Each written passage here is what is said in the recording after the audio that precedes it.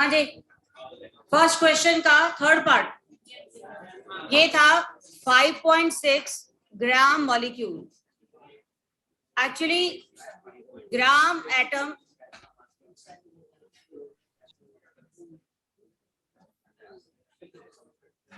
सब लोग आपस में एक दूसरे को बताते रहेंगे, आगे दोनों मना किया ना बात करने के लिए। ग्राम एटम का मतलब होता है मोल एटम, किसी मोल एटम के मोल्स। ऐसे ही ग्राम मॉलिक्यूल का मतलब होता है मोल्स ऑफ मॉलिक्यूल। तो gram atom, gram molecule, gram formula, ये सब का मतलब मोल्स के लिए। ठीक है, तो actually 5.6 gram molecule of chlorine का मतलब 5.6 मोल्स ऑफ क्लोरीन। एक्चुअली इसको लिखने का पर्पस क्या था, क्योंकि अगर कहीं लिखा होता 5.6 मोल क्लोरीन तो तुम्हें कंफ्यूजन होता कि ये Cl है या Cl2 है, पर अगर यहाँ ग्राम मॉलिक्यूल लिखा हुआ है फिर कंफर्म है कि ये क्लोरीन है। तो अब आई थिंक आ जाएगा 5.6 मोल क्लोरीन का हमें क्या निकालना है, मास। तो मल्टीप्लाई बाय 71। ठीक है, जरा इधर पेन पेपर निकालो।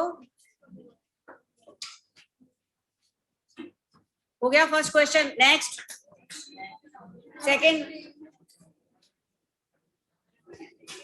इधर जिसको पूछना है मुझसे पूछे, आपस में बात ना करें।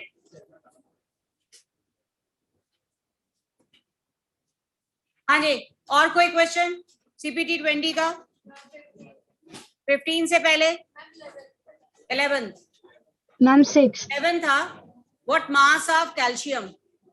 Listen, what mass of calcium contains same number of atoms as are present in 3.2 gram sulfur. पहले तो 3.2 ग्राम सल्फर, इसमें एटम्स निकालने हैं। एटम्स निकालने से पहले अगर हमें मोल्स निकालने हो तो हम क्या करेंगे, 3.2 बाय 32, ये मोल्स हो गए है ना, इनटू एवोगैड्रोस नंबर, एटम्स हो गए। तो ये 0.1 इंटू एवोगैड्रोस नंबर मतलब 6 इंटू 10⁻22 हो गए। तो ये क्या है, एटम्स ऑफ सल्फर। और इतने ही एटम अगर कैल्शियम के होते तो उसका मास क्या होता, यही है ना क्वेश्चन हमारा। कहने का मतलब इतने एटम कैल्शियम का मास। अब हमें कैल्शियम का 40 ग्राम मास पता है, जो कितने एटम्स का होता है, एवोगैड्रोस नंबर का। मतलब एवोगैड्रोस नंबर है मास 40 ग्राम। तो 6 into 10⁻22 atoms will have how much mass?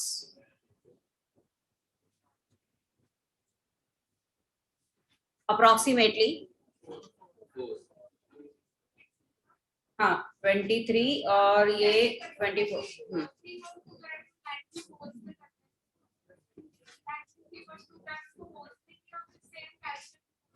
हाँ उससे भी कर सकते थे, मोल से एक भी कर सकते थे। कहने का मतलब अगर सल्फर में उतने ही एटम्स हैं जितने कैल्शियम है तो इसका मतलब मोल्स भी सेम ही होंगे।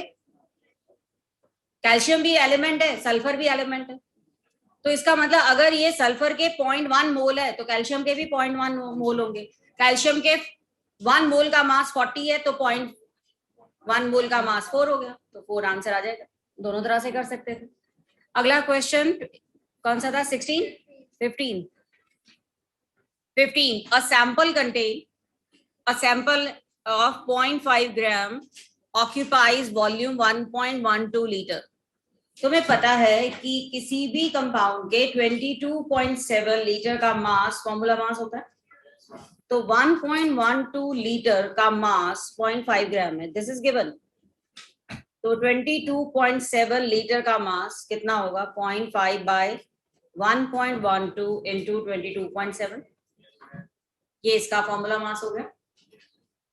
पुराने टाइम में 22.4 लेते थे, तो 22.4 लेके भी कुछ ज्यादा डिफरेंस नहीं आने वाला। ये पता चला। ऐसी अगर हमें एक एटम का मास दिया होता और हमें मॉलिक्यूलर मास पूछा जाता तो हम क्या कहते हैं कि एक एटम का मास इतना, तो एवोगैड्रोस नंबर का मास जितना वो मोलर मास हो जाएगा। ठीक है, तो वैसे भी कर सकते थे। Any other question? 16 which of the following has largest number of atom? 1 mole ammonia, में Avogadro's number of molecule into 4 atom, N naught का मतलब एवोगैड्रोज नंबर। दूसरा 1 mole hydrogen, Avogadro's number into 2 atom, atomicity जिसकी ज्यादा। तीसरा N not into 3, ये 3 मोल था ना। आप देख लो सबसे ज्यादा किसमें एटम हुए, फर्स्ट में हुए। देन और कोई क्वेश्चन? Excuse me, ma'am. हो गया। आज तुम्हें एक वर्कशीट मिली है सीपीटी सब्जेक्टिव, है ना, 23 शायद, 22 भी है, वो तो लिमिटिंग रिएजन है। 23 वाली जो है ना वो एग्जैक्टली वही है जो ये वाली असाइनमेंट। तो इसको जाके ऐसे प्रैक्टिस करना, एग्जैक्टली यही क्वेश्चन है। पहली बार तुमने प्रैक्टिस की, कुछ क्वेश्चन आए कुछ नहीं आए, आंसर देखा, अब इसको बिल्कुल एज ए टेस्ट करना, ठीक है। आज हम करने वाले हैं लिमिटिंग रिएजेंट। इसके अलावा तुम्हें नेक्स्ट क्लास में ऑब्जेक्टिव असाइनमेंट जो मोल कॉन्सेप्ट की है बुकलेट में, क्वेश्चन नंबर मतलब फर्स्ट 26 क्वेश्चन, नेक्स्ट क्लास का होमवर्क है ये, फर्स्ट 26 क्वेश्चंस करके लाना। फर्स्ट 26 क्वेश्चन और सीपीटी 23, 24 जो सीपीटी है वो अभी मैं करवाऊंगी, उसके बाद करेंगे। 22 सीपीटी, एक 22 सीपीटी भी मिली है ना।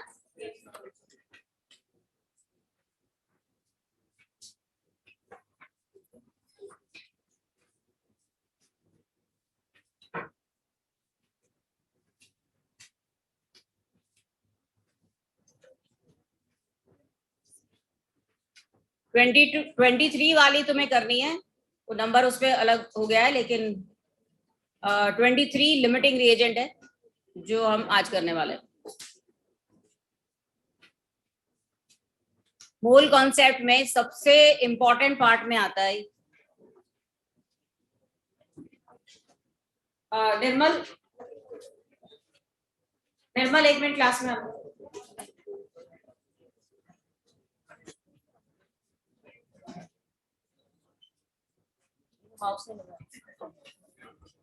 हाँ जी, तो अब तुम्हें लास्ट क्लास में जो हमने किया था मोल से मॉलिक्यूल, मॉलिक्यूल से मोल, मोल से मास, मास से मॉलिक्यूल, ये पता चल गया होगा। तो आज हम करने वाले हैं इनका रिएक्शन में क्या यूज है। लिमिटिंग रिएजेंट जो कि हमने गैलुसेक्स में भी किया था। Limiting reagent is the reagent which limit the product, which limit the product. और प्लीज जरा आपस में बात करना बंद कर दें।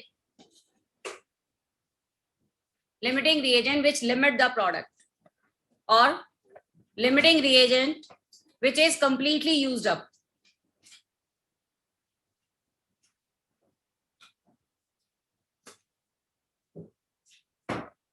Limiting reagent which is taken in less amount, which is taken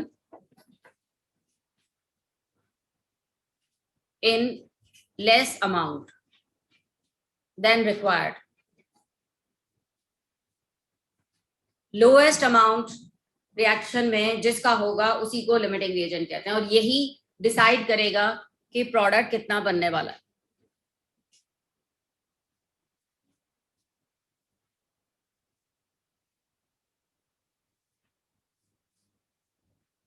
तरीका काफी कुछ गैलुसेक्स लॉ जैसा ही है, बट वहां सिर्फ गैसेस पे अप्लाई होता था, पर इसकी वाइड एप्लीकेशन है जो आज हम करने वाले हैं मोल कॉन्सेप्ट से।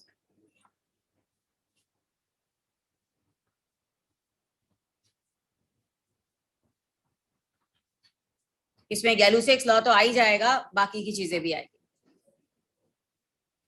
अब मोल कॉन्सेप्ट में लिमिटिंग रिएजेंट कैसे निकालते हैं, आइडेंटिफाई कैसे करते हैं, तरीका थोड़ा सा वही है, बट कंडीशंस दी जाएंगी कि कोई सॉलिड है, लिक्विड है, गैस है, और क्या वैल्यूज हमें दी हुई है, मॉलिक्यूल दे रखे हैं, मोल दे रखे हैं, जो भी है। जैसे बड़ा सिंपल सा क्वेश्चन एनसीईआरटी में दिया हुआ था कि A plus B2 gives AB2, और इसमें पहली सिचुएशन दी हुई थी आइडेंटिफाई लिमिटिंग रिएजेंट, यही था, आइडेंटिफाई लिमिटिंग रिएजेंट।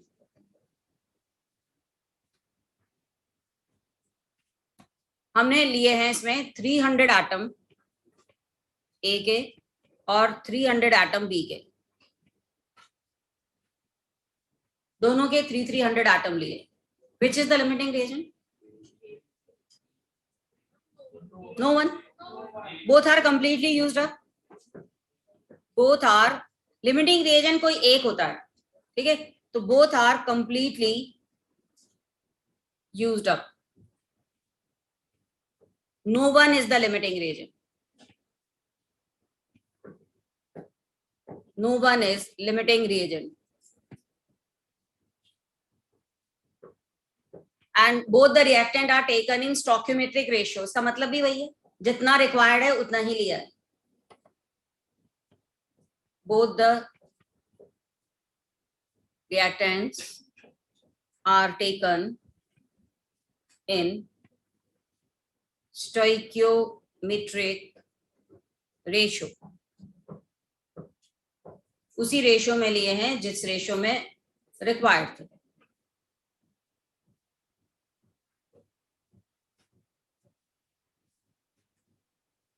ठीक है. अगर मान लो हम B2 200 एटम लेते, तब लिमिटिंग रिएजेंट कौन होता? B2. तब लिमिटिंग रिएजेंट B2 होता. बहुत सिंपल है, पता चल गया. बट इसमें एक और दिया हुआ था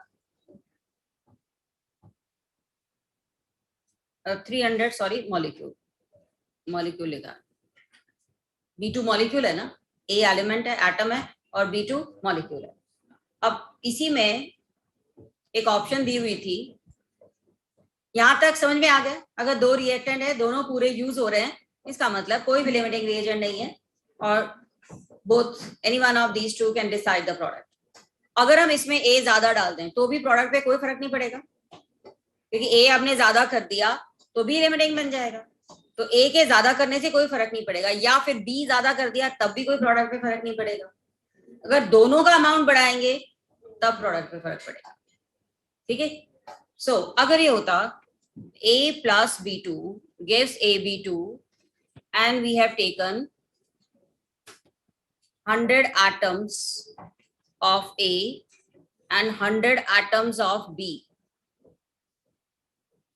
मॉलिक्यूल नहीं लिया हमने 100 atoms of B लिए, बट रिएक्शन में एटम नहीं मॉलिक्यूल यूज हो रहा है. तो अगर ये 100 atom B will be equal to 50 molecules of B2, तो actually A plus B2 gives AB2 में ये हमारे पास 100 एटम हो गए और B हमारे पास 50 मॉलिक्यूल्स हो गए. तो अब लिमिटिंग रिएजेंट कौन हो गया? B. सो ये छोटी छोटी सी चीजें हैं जो हमें ध्यान देनी होंगी. This will now be the limiting reagent. Atom same है, लेकिन जो रिएक्शन में पार्टिसिपेट कर रहा है B का, वो तो मॉलिक्यूल है. तो number of molecules of B2 कम हो गए, तो लिमिटिंग रिएजेंट B2 बन गया. And how much AB2 will be form? 50 molecules of AB2 will be formed. Right? समझ में आ गया यहां तक? रिएक्शन में एटम दिया हुआ है, मॉलिक्यूल दिया हुआ है, वो भी देखना है. अब जरा देखिए बड़ा ध्यान से. तो बड़ा छोटा सा एग्जाम्पल था, कोई प्रॉब्लम नहीं थी, देखते ही पता चल गया हमें.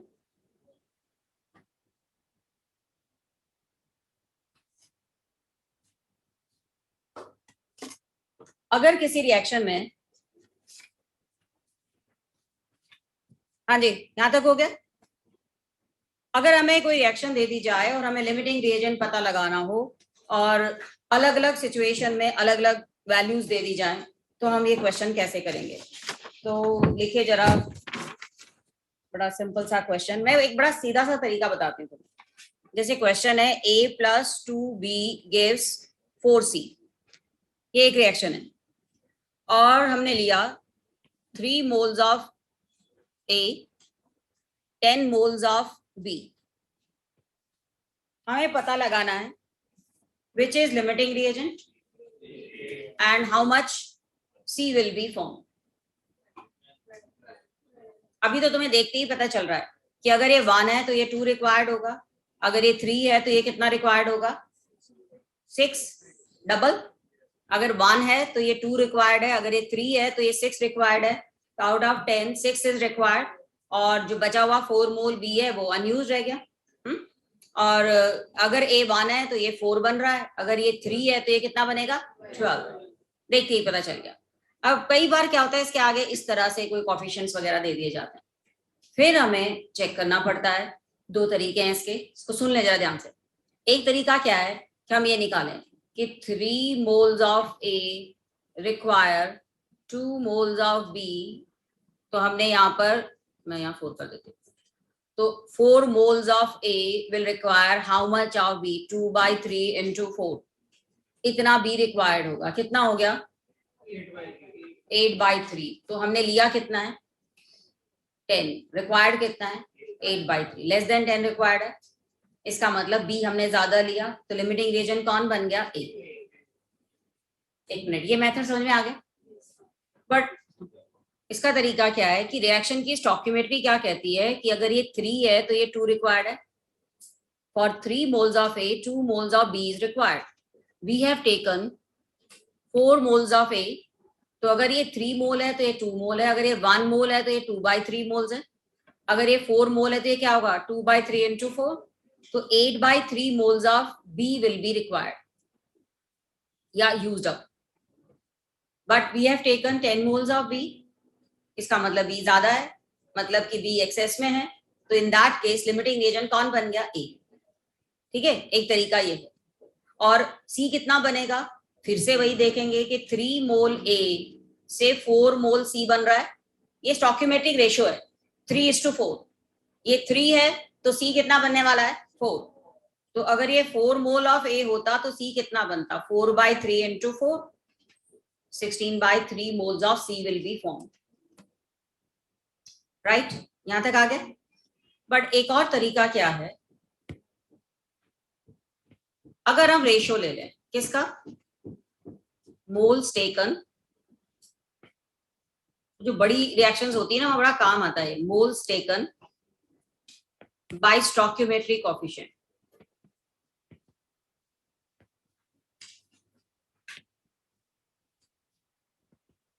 अगर हम सारे रिएक्टेंट का moles taken by stoichiometric coefficient लें और ये रेशियो जिसका कम आए वही लिमिटिंग रिएजेंट।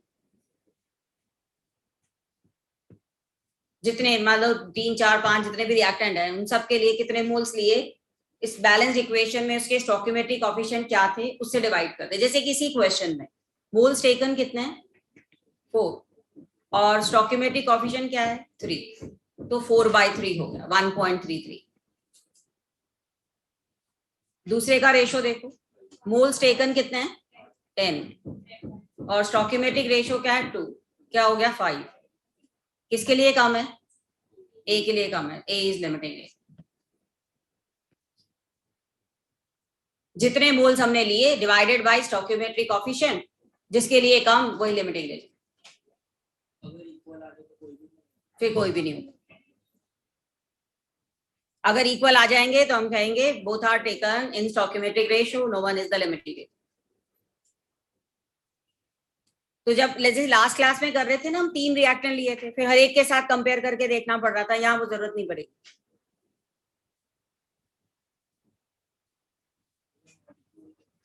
जो मर्जी है, मोल्स है मॉलिक्यूल है, जो भी, जो रिएक्शन में जिस फॉर्म में दिया हुआ है उसके मोल्स, पहली चीज। दूसरा देखो, दूसरा यूज क्या है इस फॉर्मूले का, यहां तक समझ में आ गया? हाँ, ये मैं रब कर देती हूँ, इधर वाला मेथड, यूनिटरी मेथड, ये थोड़ा सा ना इजीली मतलब जल्दी हो जाते हैं ऐसे क्वेश्चन। दूसरा, इन तीनों के लिए moles of A by stoichiometric coefficient, moles of B by stoichiometric coefficient, moles of C by stoichiometric coefficient, ये रेशियो तीनों के लिए बराबर होगा। पर इन तीनों में से मोल्स किसके लेंगे? जो लिमिटिंग रिएजेंट होगा। अब हमारे पास लिमिटिंग रिएजेंट कौन था? ए। तो ए के कितने मोल्स हमने लिए? 4। ये 4/3 है, तो मोल्स ऑफ बी कितने होंगे? मोल्स ऑफ बी यूज्ड कितने होंगे? 8/3। यही आया था ना। अगर ये मोल्स ऑफ ए 4 है तो मोल्स ऑफ सी फॉर्म्ड कितने होंगे? 16/3। तो जल्दी से हो गया ना, हमें वो इक्वेशन लिखने की जरूरत नहीं पड़ी। समझ में आई? इसी पे क्वेश्चन और करवाती हूँ। मुझे बताओ, ये तरीका क्लियर हुआ? कि हम दो सबके मोल्स बाय स्टोइकियोमेट्रिक कोएफिशिएंट को इक्वेट कर देते, सब बराबर होंगे, बट इनमें से एक मोल्स हमें किसके लेने पड़ेंगे, वो जो लिमिटिंग रिएजेंट, उसकी हेल्प से बाकी सबके मोल्स निकाल लो जो रिएक्शन में यूज हुए या प्रोडक्ट में बने। जैसे अगला क्वेश्चन लिखिए,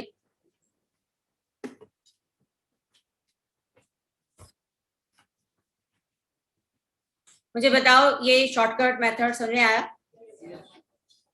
यूनिटरी मेथड तो है ही, बट ये भी बहुत इजी मेथड है। लिखिए अगला क्वेश्चन, नोट हो गया ये?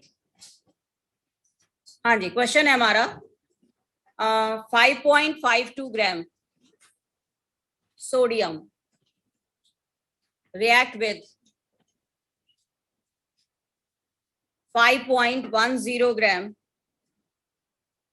Al2O3, which is limiting reagent. Reaction is sodium react with Al2O3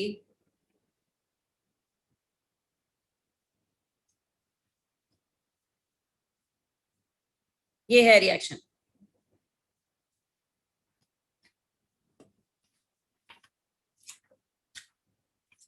aluminium का एटॉमिक मास 23 होता है। इस क्वेश्चन में हमें मोल्स नहीं दिए हुए, तो हमें जो मास दिया हुआ है उससे क्या निकालना है, मोल्स। तो सबसे पहले तो मोल्स फाइंड करें, मोल्स टेकन।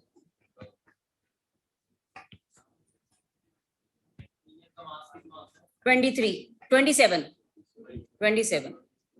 Al2O3 का होगा 102।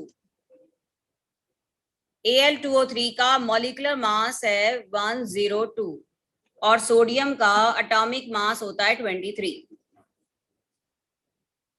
यहां तक तो आ गया। अब जरा मोल्स टेकन निकालते हैं। 5.52 बाई 23 कितने मोल्स हैं? 0.04 0.024 सॉरी, 0.24। हमने मोल्स में, मतलब जो भी वैल्यू दी हुई है उसको किस में चेंज कर लो, मोल्स में। Mass divided by atomic mass is moles. अब इधर देखें, ये क्या था 5.10, ये 0.05। यहां तक आगे मोल्स। अब जो मैंने तरीका बताया जरा उसको अप्लाई करो। रेशो, पहले वाले का रेशो क्या आया 0.24 बाय 6 और इसका रेशो क्या आया 0.05। तुम देखो इसके मोल्स हैं 0.05, इसके मोल्स हैं 0.24। मोल्स सोडियम के ज्यादा हैं, फिर भी लिमिटिंग रिएजेंट कौन है, सोडियम, क्योंकि जो रेशो है वो इसके लिए कम आ रहा है। मुझे बताओ तरीका समझ में आया? मैम। अब मुझे बताओ how many moles of Al2O3 will be unused. Listen please, बिना हेजिटेशन के, नहीं समझ में आया पूछ सकते हो। मुझे बताओ इन दोनों में रेशो निकालने का तरीका आ गया। जिसका कम था वो limiting reagent, sodium is the limiting reagent. अब हमें निकालना है कि एल्यूमिनियम ऑक्साइड हमने 0.05 लिया, कितना अनयूज्ड बचा। तो पहले तो ये देखेंगे ना यूज कितना हुआ, moles of sodium by 6, moles of Al2O3 by 1। तो तुम्हें ये निकालना है moles of Al2O3 used. Moles of sodium कितने थे 0.24 डिवाइडेड बाय 6, क्या आ गया था 0.04। इसका मतलब aluminium oxide used will be 0.04।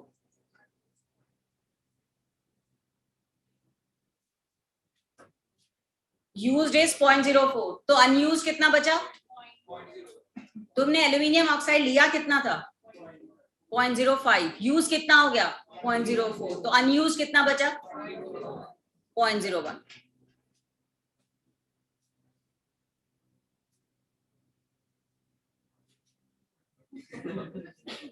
हाँ विरी, हमने ये निकाला है, मास ऑफ सोडियम दिया हुआ है ना, तो मोल्स क्या होते हैं? Mass by atomic mass.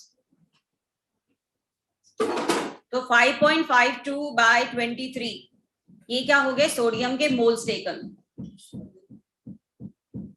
Moles taken. ऐसे एल्यूमिनियम ऑक्साइड का मास दे रखा था 5.10 divided by it's formula mass, this is the moles taken. अब दोनों के मोल्स आ गए, उसके बाद रेशो पे आ जाओ। रेशो में हम क्या लेते हैं? Moles bye stoichiometric coefficient. जिसका कम आए वो लिमिटिंग रिएजेंट। बस एक बार लिमिटिंग रिएजेंट पता चल गया, फिर बाकी की सारी चीजें पता चल जाएंगी। मुझे बताओ, क्लियर है? लिखो एक क्वेश्चन और। अब इस बार मैं नहीं बताऊंगी, अपने आप करोगे।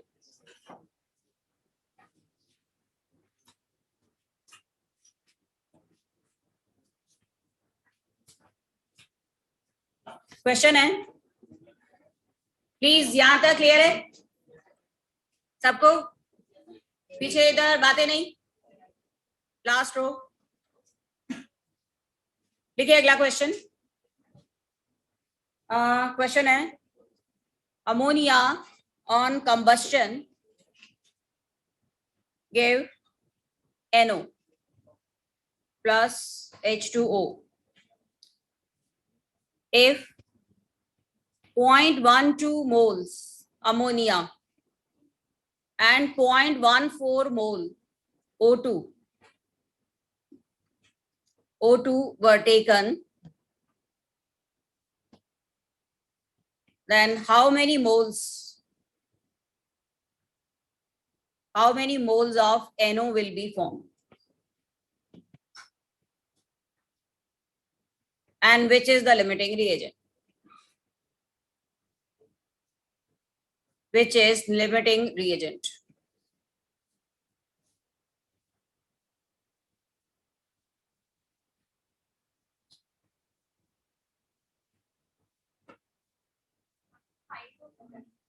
हाँ, ये 4 है, ये 5 है, इधर है 0.14 और ये 0.12 मोल्स।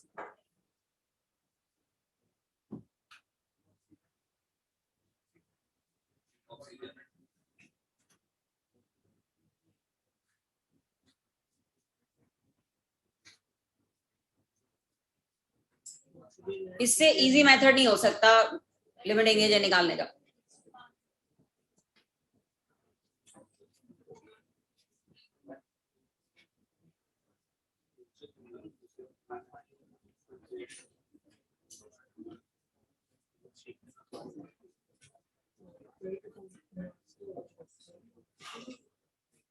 निकाला लिमिटिंग रिएजेंट? क्या बना? ऑक्सीजन। ये देखो 0.12/4 और ये है 0.14/5।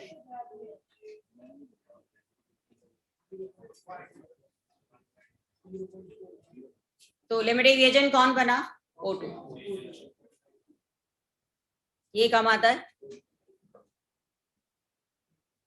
और how many NO will be form? moles of O2 by 5 moles of NO by 4। तुम्हें moles of NO निकालने, तुम क्या करोगे? moles of O2 टेकन, तो moles of O2 टेकन कितने हैं? 0.14, 0.112।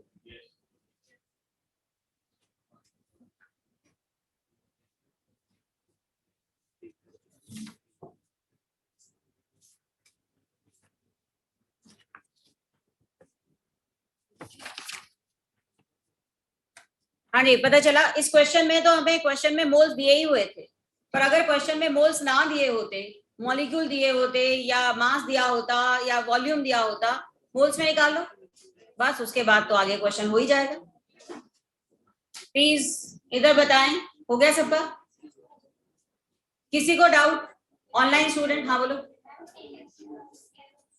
NO के मोल्स निकाले, मैंने बताया था ना कि जो रेशो है moles of 1 by its stoichiometric coefficient will be equal to moles of ammonia will be divided by its stoichiometric coefficient, moles of NO formed by its stoichiometric coefficient। या moles of water formed by it's stoichiometric coefficient. तो इनमें से moles किसके लेने हैं हमें? Limiting reagent. Limiting reagent कौन है? ऑक्सीजन। तो बस ये वाला वैल्यू हमें पता है, उससे बाकी के सारे निकाल सकते हैं, राइट? अब जरा एक एग्जांपल करते हैं जिसमें 3 रिएक्टेंट है, फिर कैसे निकालेंगे? लिखिए क्वेश्चन। 1 मोल Fe2S3। अभी इस टाइम पर तो हमें वो गैस है, लिक्विड है, सॉलिड है, इसकी जरूरत ही नहीं है। हाँ, गैल्यूसेक्स लॉ लगाते समय सिर्फ गैसेस पे अप्लाई होता है।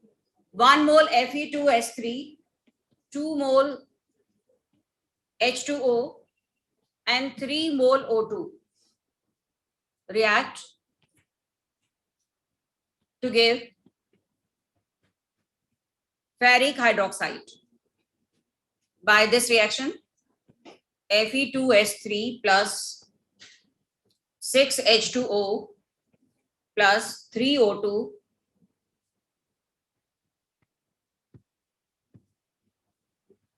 giving 4, और तुम देखो कितने स्टोइकियोमेट्रिक कोएफिशिएंट अलग अलग है। 4 FeOH3 plus 6 sulphur.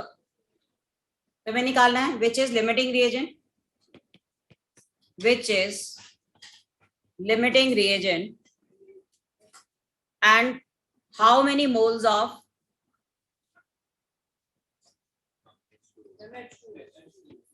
ferric hydroxide will be formed. How many moles of ferric hydroxide will be formed? Please सबको करने दें क्वेश्चन।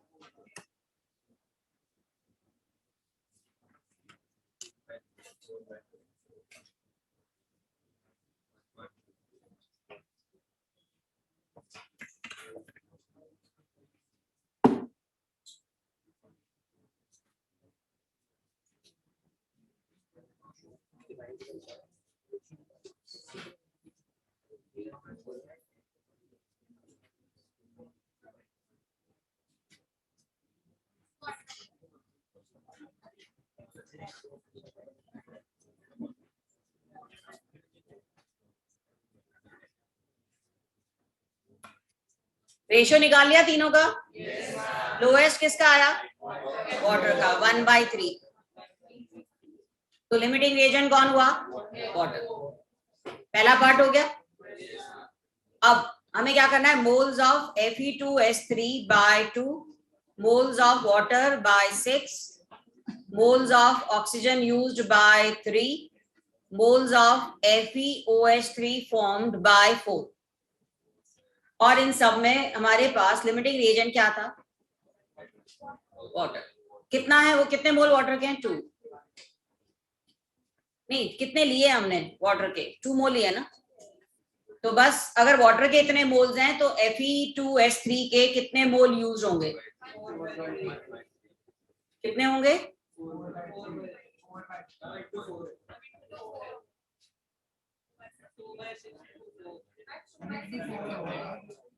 Fe2O3 के 2 मोल्स है ना। मैं Fe2O3 के मोल्स यूज्ड की बात कर रही हूँ। इसके मोल्स यूज्ड कितने होंगे? Moles of water taken is 2 और Fe2O3 के मोल्स कितने? 2।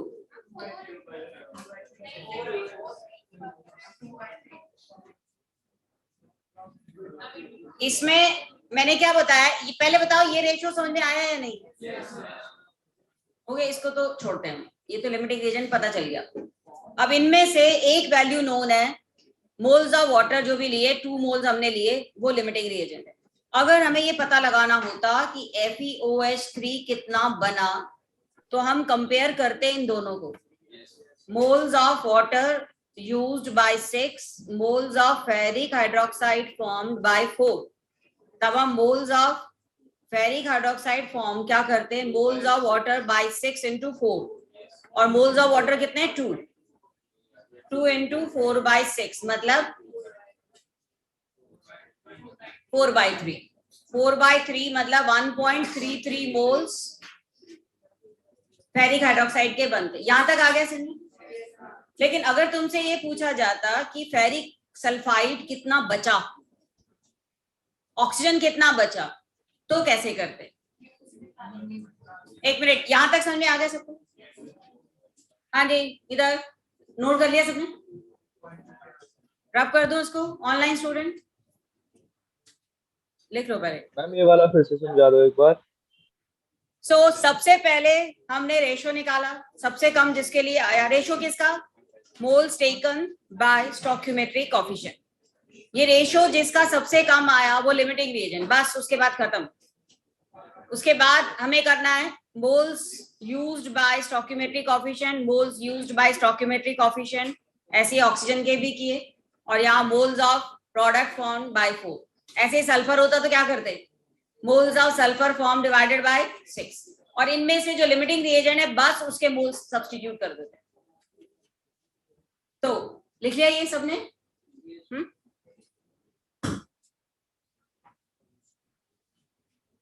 हाँ लिख।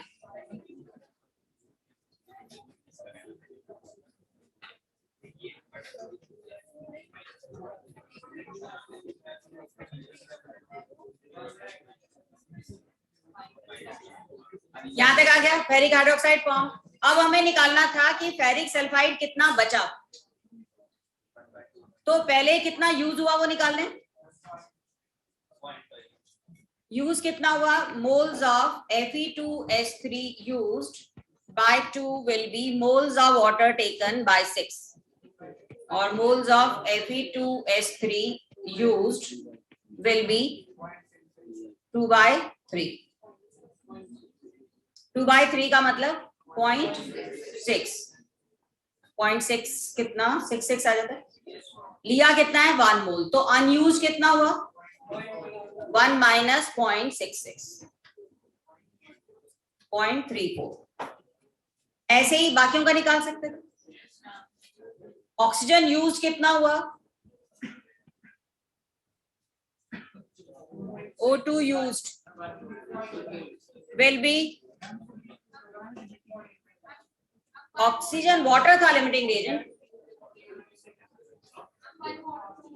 आदि ये Fe2S3 वाला पूछ रहे हो?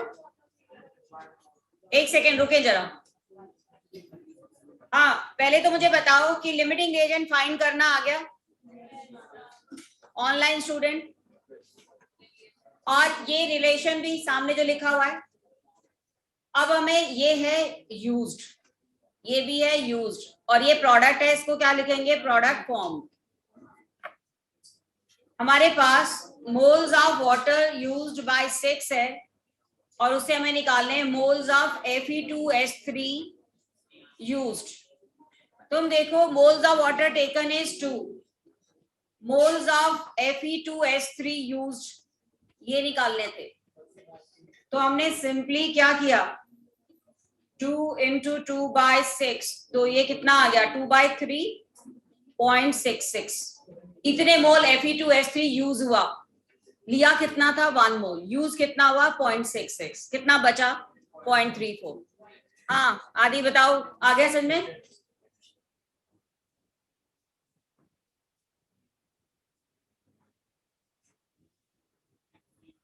अब एक और बताती हूँ मैं, ऑक्सीजन के लिए बताती हूँ। How much oxygen will be used. तुम्हें अब इस बार किसको कंपेयर करना है? इन दोनों को। Moles of water by 6, moles of oxygen by 3। You have to find this. तो मोल्स ऑफ वाटर कितने लिए थे? 2। 2 by 6 into 3, 1 mole oxygen used. ली कितनी है हमने? 3 मोल। तो अनयूज कितनी बची? 2 मोल्स। सो ये समझ में आया? कितना इजीली हम बता सकते थे कि क्या प्रोडक्ट होने वाला है। लिखो एक और, फिर जितने क्वेश्चंस करोगे उतना परफेक्शन आता जाएगा। हाँ जी, क्वेश्चन है 56 gram nitrogen and 30 gram hydrogen react to give ammonia. How many moles of ammonia will be formed? How many moles of ammonia will be formed, and which is limiting reagent? Which is limiting reagent? This time masses are given. तो हमारा पहला purpose यही होगा, मास को moles में change करना। मास को moles में चेंज करने के लिए हम डिवाइड करते हैं उनके फॉर्मूला मास से। और बीच में आंसर ना बोलें कोई प्लीज, रिएक्शन ये वाली है, पहले सबको करने दें।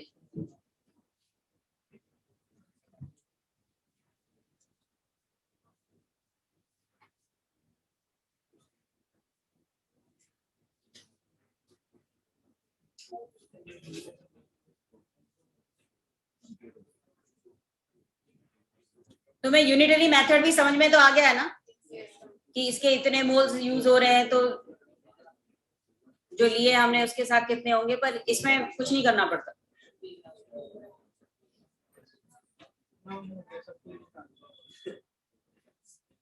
आंसर भी आ गया, लिमिटिंग आ गया, फिर आगे भी तो करो। मैं वेडनेसडे को तुम्हारा मोल कॉन्सेप्ट का टेस्ट लूंगी क्लास में ही, जिसमें moles to molecule mass to जो भी है चेंज करना, पहले क्लास फिर उसके बाद टेस्ट होगा। कितने अमोनिया बनी? नहीं, एक मिनट, लिमिटिंग कौन आया? तो फिर 6 कैसे बनी, 8 कैसे बनी?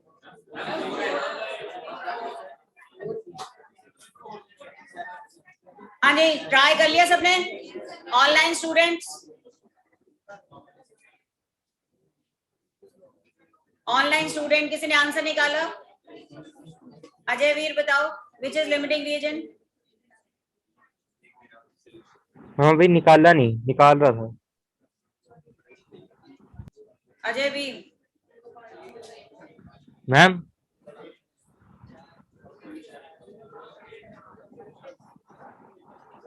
हाँ बेटे बताओ, क्या है लिमिटिंग रिएजेंट? अच्छा, प्रॉब्लम हो रही है वॉइस की, मुझे चैट पे लिख के भेज दो। शरण्या, हाँ निकाला तुमने, अमोनिया कितना बना?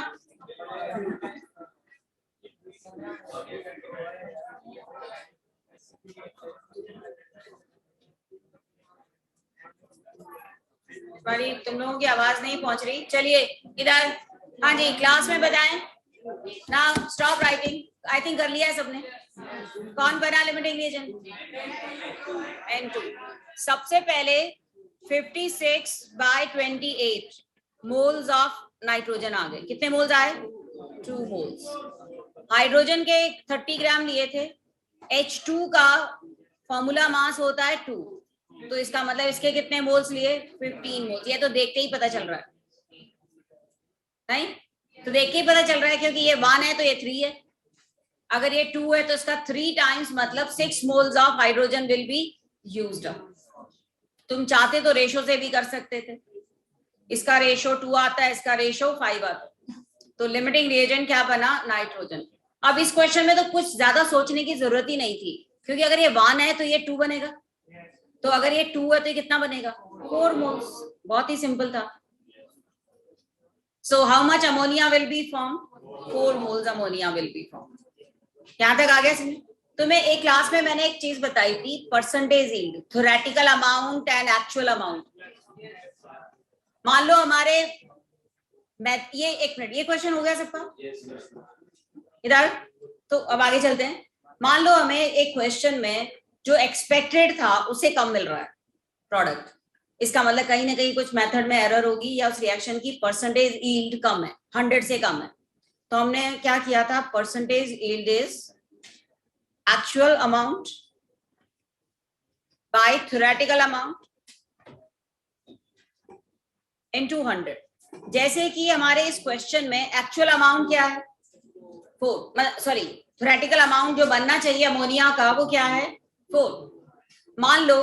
मान लो इस मेथड में हमें 3 मोल अमोनिया ही मिली होती, तो उसकी परसेंटेज यील्ड कितनी हो जाती? 75%। नहीं, 3 हमें मिलना चाहिए था 4, तो इसका मतलब कितना परसेंट मिला, या क्या परसेंटेज यील्ड थी इसकी? 75%। ठीक है, इसी पर एक क्वेश्चन करते हैं। लिसन, एक रिएक्शन में अगर रिएक्शन हमने जैसा सोचा है उसके अकॉर्डिंग हो रही है, 100% हो रही है, तो जो अमाउंट हम निकालते हैं उसको कहते हैं थ्योरेटिकल अमाउंट। थ्योरेटिकली हमने ये एक्सपेक्ट किया था, बट प्रैक्टिकली जब हमने एक्सपेरिमेंट किया तो हमें अमोनिया का अमाउंट उससे कम मिला। जैसे कि हमें 3 मोल मिलना कितना चाहिए था? 4 से तो ज्यादा मिलेगा नहीं, मैक्सिमम 4 ही मिलेगा। पर अगर हमें 3 मिला, इसका मतलब रिएक्शन की परसेंटेज यील्ड कम थी। यील्ड का मतलब जो प्रोडक्ट हमें मिला, क्वांटिटी जो हमें मिली।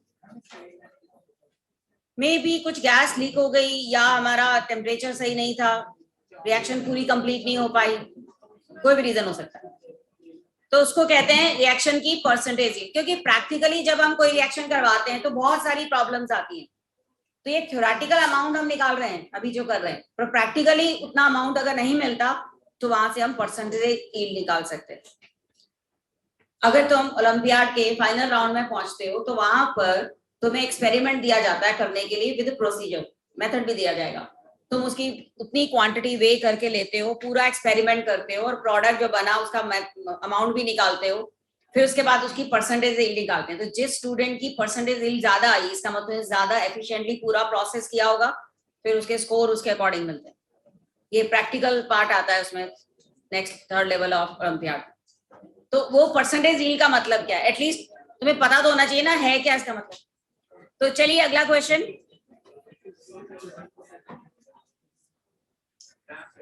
है। हाँ बोलो।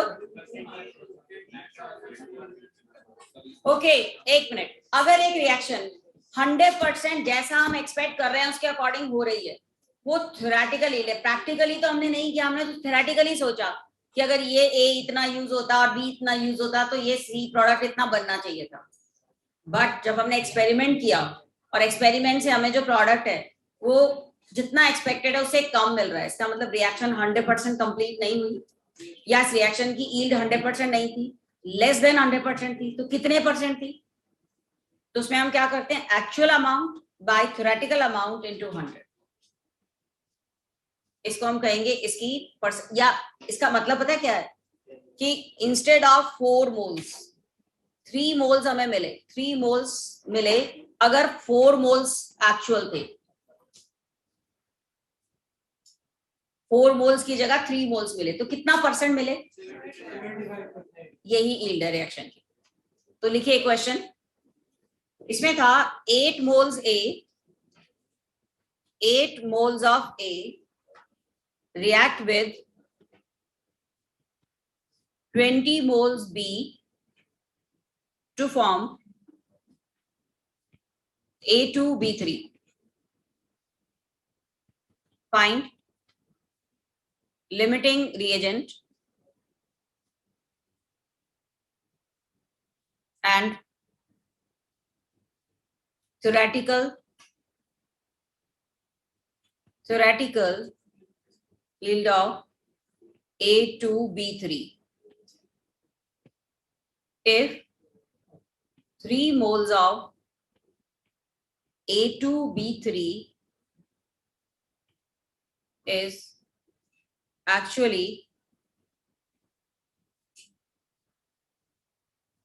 obtained in this process,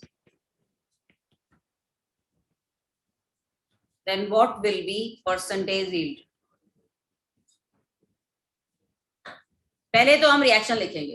हमारी बैलेंस इक्वेशन क्या है?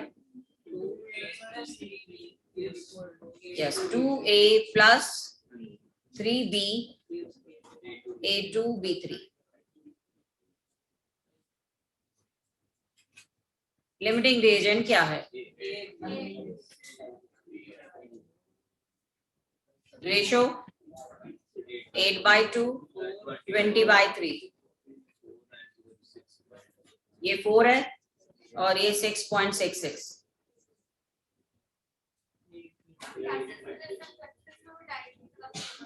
डायरेक्टली भी पता चल रहा है। तो दिस इज लिमिटिंग रिएजेंट। और यहां तो हमें देखते ही पता चल रहा है, अगर ये 2 है तो ये 1 है, तो अगर ये 8 है तो ये कितना है? 4 मोल। ये क्या है? इसकी थ्योरेटिकल। Yes, theoretical yield. तो परसेंटेज यील्ड क्या हुई? Yes, 3/4 into 100, 75%। मुझे बताओ परसेंटेज यील्ड, ये सब निकालना आ गया?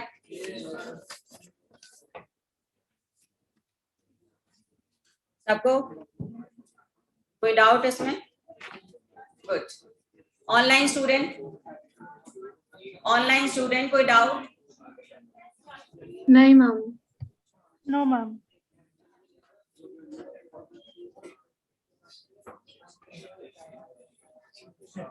ओके, चलिए अगला क्वेश्चन देखें। कैसे हो सकती है? जितना आइडियल से ज्यादा थोड़ी मिल सकता है। हाँ जी, यील्ड का कॉन्सेप्ट ये था कि देखो ये 2 मोल है, तो मैक्सिमम जो A2B3 हमें मिलेगा, अगर ये 2 है तो ये 1 मिलेगा, अगर ये 8 है तो ये कितना मिलेगा? 4 मोल्स। ये था जब सारी रिएक्शन एफिशिएंट कंडीशंस में होती तो हमें मैक्सिमम 4 मोल मिलता। बट अगर हमें इस एक्सपेरिमेंट में 3 मोल ही मिला इंस्टेड ऑफ 4 मोल, तो actual amount formed by theoretical amount into 100, ये परसेंटेज यील्ड आ जाती है रिएक्शन। 3/4 ही मिला ना हमें, इंस्टेड ऑफ 4 हमें 3 मोल मिले, तो कितना परसेंट मिले? 75% मिले। ठीक है, इसी तरह से एक और क्वेश्चन देखें। हाँ जी, इसी का एक और बता रही हूँ मैं परसेंटेज यील्ड का भी। 2B2O3 boron oxide react with carbon to give B4C plus 3CO2। सामने इधर क्वेश्चन है पहला, how much carbon will be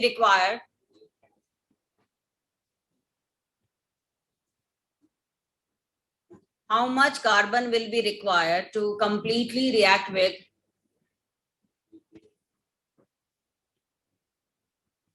1.5 mole B2O3। बीच में नहीं बोलना, सोचने दें सबको। How much carbon will be required to completely, how much carbon मतलब in grams, will be required to completely react with 1.5 moles B2O3। Reaction की स्टोइकियोमेट्री को देखो।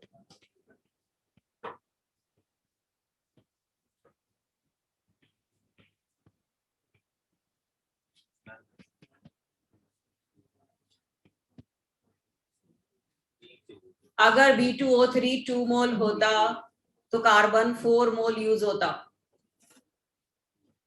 है ना। अगर B2O3 1 मोल होता तो कार्बन डबल यूज होता। तो तुमने कितने मोल B2O3 लिया? 1.5 मोल। तो कितने मोल कार्बन यूज होगा? 3 moles. Moles of carbon used will be 3 मोल। तो मास कितना होगा? मास ऑफ कार्बन, मोल्स को मास में चेंज करने के लिए क्या करते हैं? मोल्स इनटू मोलर मास या atomic mass.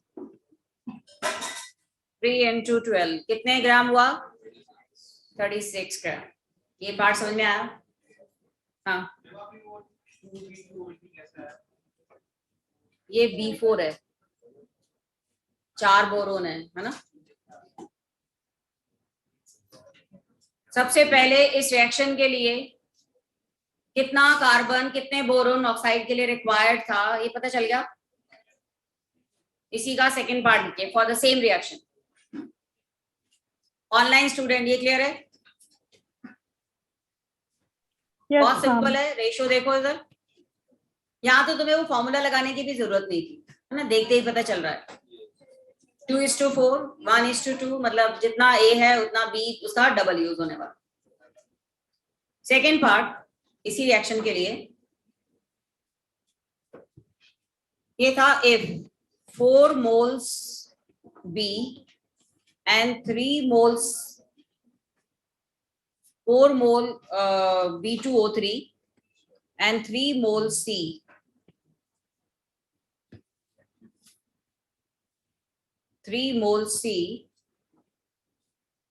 are taken, which is limiting reagent? Which is limiting reagent? अभी हमने इन दोनों का रेशियो देखा था 1:2.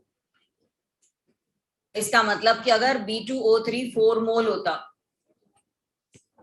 तो उसके लिए C कितना रिक्वायर्ड होता? 8 मोल्स. लिया हमने कितना है? 3 मोल्स. तो which is the limiting reagent? C is the limiting reagent. C is the limiting reagent. समझ में आ रहा है? कुछ क्वेश्चन तो तुम्हें डायरेक्ट ही पता चल जाएंगे. तीसरा पार्ट लिखो. हाँ, ऑनलाइन स्टूडेंट, ये क्लियर हो गया? अब आई थिंक लिमिटिंग रिएजेंट का कोई प्रॉब्लम तो नहीं आ रहा. तीसरा पार्ट लिखो इसका, इसी रिएक्शन के लिए. तीसरा पार्ट है 10 मोल B2O3 and 10 mole carbon is used to form 2 mole of B4C. What is percentage yield? What is percentage yield of this reaction? Please जरा ध्यान से सब लोग कैलकुलेट करें. बहुत इजी कैलकुलेशन है ये थी रिएक्शन. दोबारा से लिख दिया मैंने. लिमिटिंग तो तुम्हें पता चल गया होगा. Carbon Yes, ma'am. 10/2, 10/4. So limiting reagent is carbon.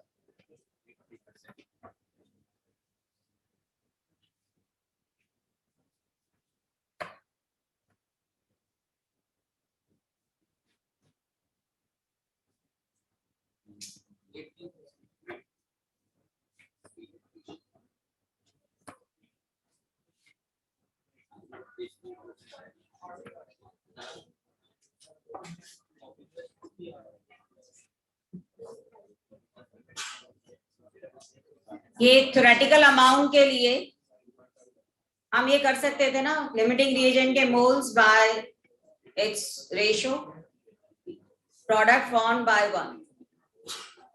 देख के भी पकड़ सकते थे. अगर ये 4 है तो ये 1 बनेगा, अगर ये 10 है तो ये कितना बनेगा? 1/4 ऑफ 10. कितना बना ये? 2 पॉइंट.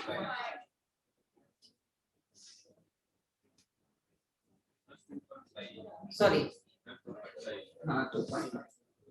हाँ, तो बताएं 2.5 मोल्स हमें मिलना चाहिए था. मिला कितना? तो परसेंटेज यील्ड कितनी हुई?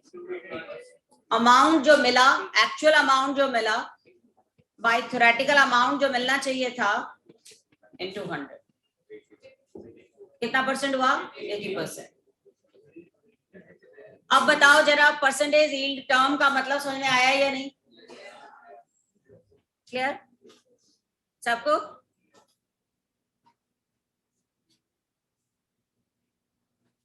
लिख लिया सबने? तो जितनी मर्जी बड़ी रिएक्शन हो, इजीली ये पता लगाया जा सकता है विच इज द लिमिट, क्योंकि जब तक लिमिटिंग रिएजेंट नहीं पता हम प्रोडक्ट का पता नहीं लगा सकते. अब एक और कॉन्सेप्ट जाने. तुम्हें याद होगा मैंने एटॉमिक स्ट्रक्चर में बताया था कि 1 मोल चार्ज, सिंगल चार्ज कितनी की वैल्यू कूलम में कितनी होती है? 1.6 into 10⁻⁹ कूलम. ये 1 यूनिट चार्ज है. This is unit charge. Plus या माइनस जो भी हो, मिनिमम ये चार्ज होता है, कंप्लीट यूनिट चार्ज. अगर 1 मोल चार्ज करना होता तो हम इसको मल्टीप्लाई करते किससे? एवोगाड्रोस नंबर से. और मल्टीप्लाई करने के बाद ये वैल्यू आई थी 96,500 कूलम. और इस नंबर को हमने क्या कहा था? 1 फैराडे. याद आ गया? तो 1 मोल चार्ज की वैल्यू 1 फैराडे होती है. 1 फैराडे 96,500 कूलम के बराबर है. ये 1 मोल चार्ज की वैल्यू है. सिंगल यूनिट चार्ज, चाहे एक इलेक्ट्रॉन हो या एक प्रोटॉन हो, 1.6 into 10⁻⁹ कूलम होता है. जब हम मोल्स पे आते हैं तो उसको मल्टीप्लाई कर देते हैं एवोगैड्रो नंबर से, और ये कूलम में 96,500 कूलम चार्ज आ जाता है। राइट, यहां तक बहुत ही सिंपल। अब जरा हमें निकालना था, यहां तक लिखे सबने? Yes. Find charge on 27 gram aluminium ion. तो पहले 27 ग्राम को किस में चेंज करेंगे? मोल्स में। 1 mole. मोल्स ऑफ एल्यूमिनियम, 1 मोल। अब इस पे कितना यूनिट चार्ज है? 3 यूनिट चार्ज है, +3 है ना। अगर सिंगल यूनिट चार्ज होता तो उसकी वैल्यू होती 96,500। अब 3 यूनिट चार्ज है तो टोटल चार्ज 3 फैराडे हुआ। F से लिखते हैं उसको 3 फैराडे, या फिर 3 इंटू 96,500 कूलम। मुझे बताओ ये कॉन्सेप्ट समझ में आया? सबसे पहले सिंगल चार्ज 1 मोल चार्ज अगर होता तो उसकी वैल्यू 96,500 कूलम होती। तो हमने जो 27 ग्राम एल्यूमिनियम लिया, पहले तो उसके मोल्स निकाले। हमारे पास 1 मोल एल्यूमिनियम आया। पर 1 मोल एल्यूमिनियम में कितने मोल चार्ज है? पॉजिटिव चार्ज 3 है। It has 3 mole positive charge. अगर 1 मोल पॉजिटिव चार्ज होता तो कितने कूलम होता? 96,500 कूलम। अगर 3 मोल चार्ज है तो उसकी वैल्यू कितनी हुई? 3 इंटू 96,500। फेराडे में आंसर देना होता तो हम 3 फेराडे लिखते थे। राइट, क्लियर है? ऐसे ही लिखे क्वेश्चन। और फाइंड चार्ज ऑन, ये लिख लिया ना सबने? Find charge on 28 gram nitride ion. Nitride ion होता है N-3। Find charge on 28 gram nitride ion.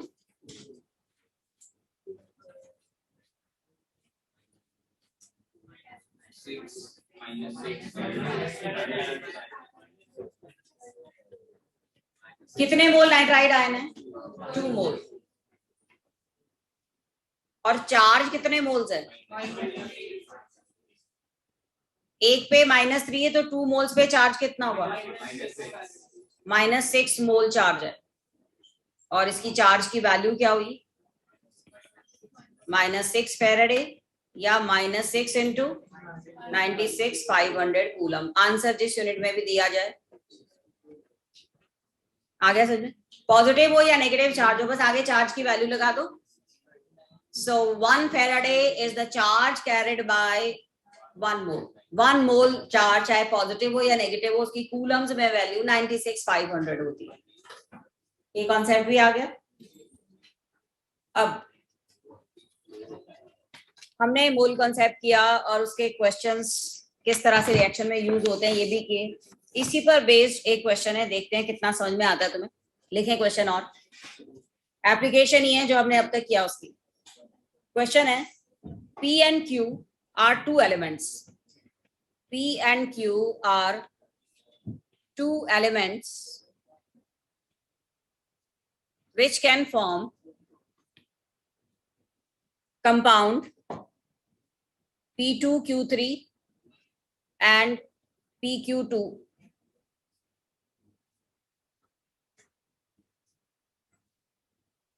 If 0.5 moles P2Q3,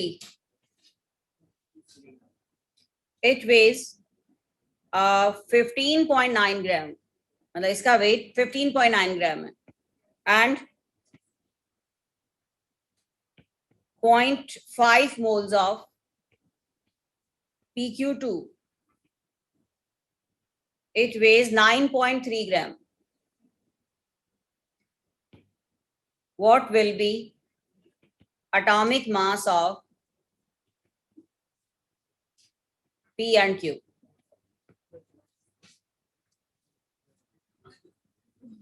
ऐसे तुक्के नहीं लगाने, सोच के करो क्वेश्चन। इस क्वेश्चन में तुम्हें 0.5 मोल का मास दे रखा है और इतना तुम्हें पता है कि मोलर मास किसके लिए होता है, 1 मोल के लिए। तो 0.5 मोल का मास गिवन है, तो 1 मोल का मास कितना होगा। तो तुम्हें दोनों के मॉलिक्यूलर मास पता चल गया और उससे तुम 2 इक्वेशन बना के पी और क्यू के एटॉमिक मास निकाल सकते हैं। तो जल्दी से करके बताओ।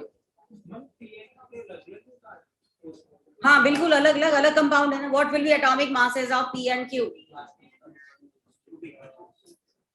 देखते हैं कौन सबसे जल्दी करके बताता। हाँ, what will be atomic masses of P and Q element.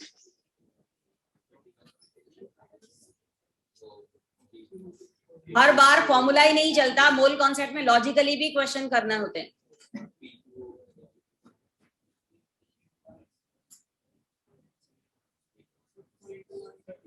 बात नहीं,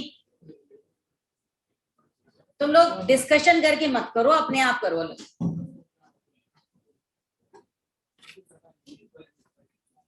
क्या कर लिया, बताओ आंसर। मेथड नहीं, मुझे आंसर। के लिए पी का है 6.6 और क्यू का है 13.2। क्या एटॉमिक मास? गलत। ऐसे हवा में थोड़ी हो जाते हैं क्वेश्चन। पेन पेपर उठा के करो।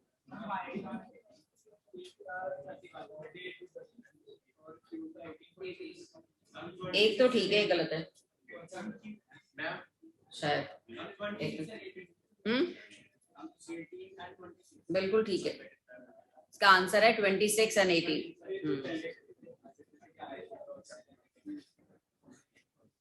तो ऑक्सीजन और उससे ऐसे थोड़ी अपने तुक्के लगा सकते हैं। और फिर 26 है तो ये आयरन थोड़ी है। कई एलिमेंट है जिस तरह के कंपाउंड बनाते हैं। क्या है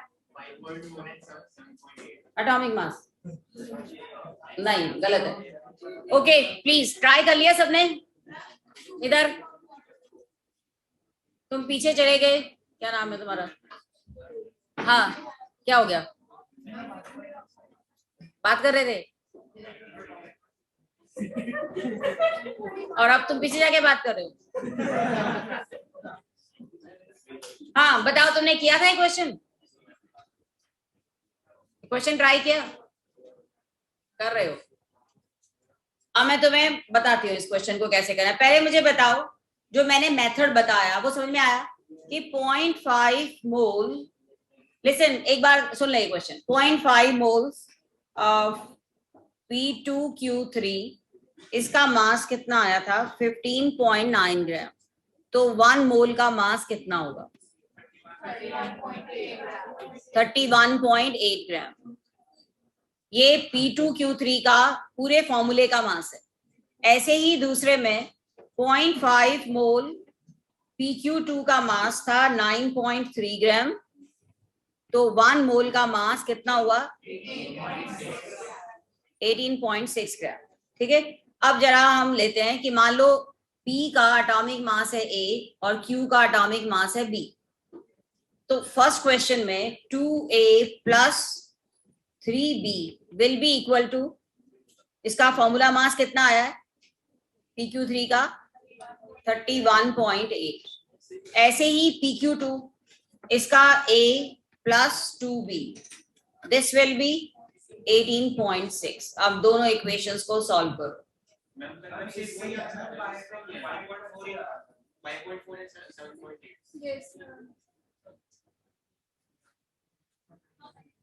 नहीं, एक मिनट, हमने कुछ गलती की है। एक सेकेंड। Oh sorry.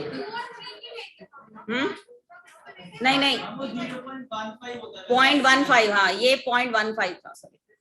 ये 0.15 मोल PQ2 था, मैंने गलत लिखवा दिया था।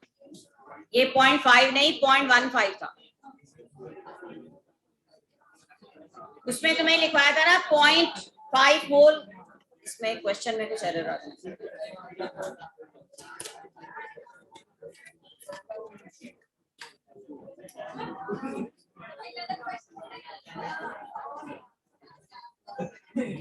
हाँ प्लीज, सॉरी, इसमें एक एरर आ गई थी। ठीक है, ये लिसन, ये 0.1 को कि 5.4 वाला तो कोई होता ही नहीं है ना एलिमेंट ऐसा।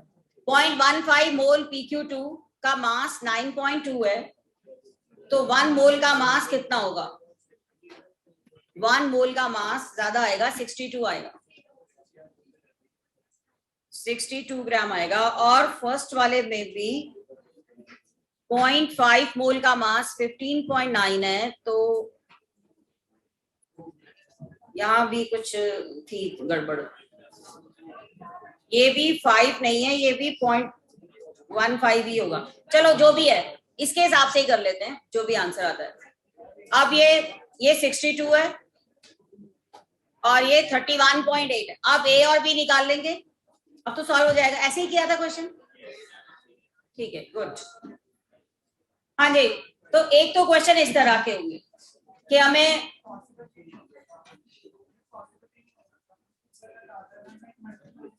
हाँ, ये कहीं गड़बड़ है इसमें, ये भी 0.15 ही होगा शायद,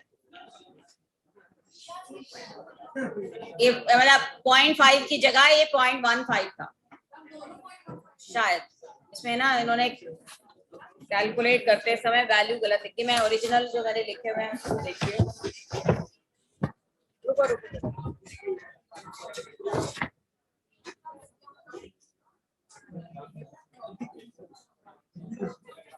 इसमें वैल्यू में प्रॉब्लम आ गई। दूसरा देखें इधर प्लीज। दूसरा क्वेश्चन इस तरह से भी आते हैं, जैसे एक क्वेश्चन इसमें भी था कि इसके इतने एटम है तो दूसरे के कितने एटम होंगे। सो अगर सपोज हमारे पास we have 100 moles of sulphur and 100 gram sulfur, then how many moles of sulfuric acid can be produced? How many moles of H2SO4 can be produced? Question है 100 mole sulfur and 100 gram sulfur। हमने दो experiment किए। If 100 mole sulfur or 100 gram sulfur is taken, then how many moles of sulfuric acid can be produced respectively? हाँ, अलग अलग निकालने थे, मैं बता रही हूँ एक क्वेश्चन।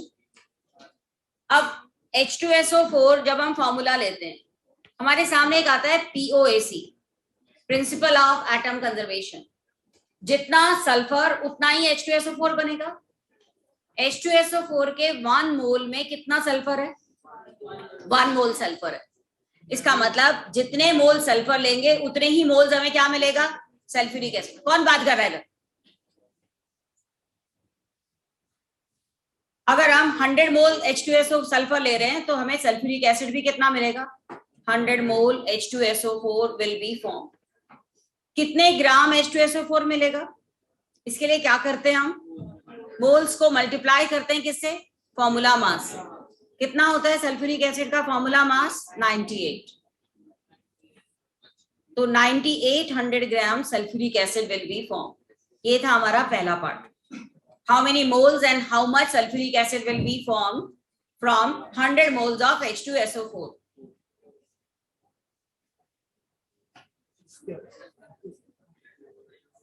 अब हाँ, principle of atom conservation, POAC, principle of atom conservation. जितना सल्फर हमने लिया उतना ही H2SO4 बनने वाला। अब सेकेंड पार्ट में हम क्या करेंगे? 100 ग्राम सल्फर को किस में चेंज करेंगे? मोल्स में। 100/32 मोल सल्फर। तो 100/32 मोल सल्फर से कितने मोल सल्फ्यूरिक एसिड बनेगा? इतना ही। So second case में sulfuric acid form will be 100/32 मोल और मास के लिए फिर into 98। मुझे बताओ यहां तक समझ में आया? सल्फर का एटॉमिक मास 32 होता है, तो सल्फर का जो मास था 100 ग्राम उसको हमने चेंज कर लिया किसमें? मोल्स में।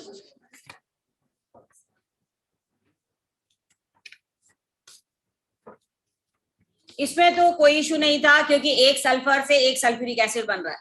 पर जहां ये नंबर डिफरेंट हो वो क्वेश्चन कैसे करेंगे? अगला क्वेश्चन देखिए। यहां तक समझ में आया सबको? तो अगला क्वेश्चन लिखिए। क्वेश्चन है हाउ मेनी मोल्स ऑफ इधर इधर बातें नहीं. How many moles of CO2 will be formed if it has same number of oxygen as in 10 mole CO. ध्यान से सुनना इसको, 2 मिनट दो इस क्वेश्चन को पढ़ने में. How many moles of CO2 will be formed if it has same number of oxygen atom as in 10 mole CO? 10 mole CO में कितने मोल ऑक्सीजन एटम है? 10. CO, एक कार्बन एक ऑक्सीजन. अगर 1 मोल CO लेते तो 1 मोल कार्बन 1 मोल ऑक्सीजन होता. अगर हम 10 मोल CO ले रहे हैं तो कितने मोल ऑक्सीजन है? Moles of oxygen in CO will be 10 मोल. बिल्कुल. तो हमें CO2 कितनी मिलेगी? अगर हम CO2 बनाना चाहते तो हमें तो डबल ऑक्सीजन चाहिए होती. कहने का मतलब 2 मोल ऑक्सीजन इन 1 मोल CO2. मुझे बताओ ये पॉइंट समझ में आ रहा है? हमारे पास ऑक्सीजन आ गई 10 मोल. अगर हम CO2 बनाना चाहते तो 2 मोल ऑक्सीजन एटम होते तो 1 मोल CO2 बनता. We have taken 10 mole oxygen, तो कितने मोल CO2 बनेगा? 5 मोल. मुझे बताओ, पता चला? CO3 होता मान लो सपोज, तो ये 1/3 हो जाता. नहीं कि 3 ऑक्सीजन से 1 CO3 बन रहा है, तो इतनी ऑक्सीजन से कितना CO3 बनेगा? इस तरह से. अब ऐसा एक क्वेश्चन नीट में आया था. क्या था क्वेश्चन? लिखे जरा.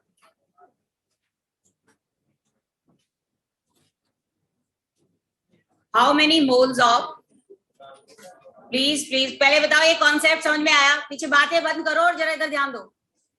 क्लियर है? हाँ, तो अगला क्वेश्चन है हाउ मेनी. हाँ ओके, बिल्कुल उसी टाइम पूछ लो, अच्छा है ना. हाँ, 10 मोल CO में 10 मोल O है, ये क्लियर है? अब CO2 के 1 मोल CO2 में 2, तुम दोनों ना उठ जाओ यहाँ से. तुम उठो यहाँ से, उधर चले जाओ.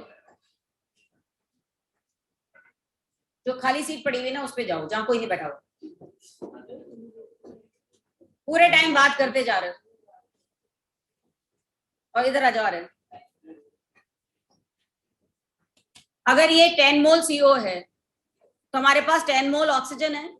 CO2 में 1 CO2 के लिए 2 ऑक्सीजन चाहिए, मतलब 2 ऑक्सीजन से 1 CO2 बनता है. तो 10 ऑक्सीजन से कितना CO2 बनेगा? 2 से 1 बन रहा है, तो 10 से कितना बनेगा? 5. आगे तो अगला क्वेश्चन देखो. How many moles of, how many formula unit of AlF3 can be produced from 10 raised to power 30 fluoride ion. How many formula unit of AlF3 can be produced from 10 raised to power 30 fluoride ion? एक aluminium fluoride को बनाने के लिए कितने fluorine चाहिए? 3. मतलब 3 fluoride can produce 1 AlF3. ये clear है? 3 fluoride can produce 1 AlF3. Then 1 fluoride will produce 1/3 AlF3, and you are having how many? 10 raised to power 30 fluoride can produce.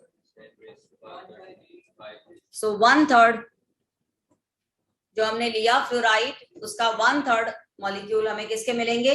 AlF3.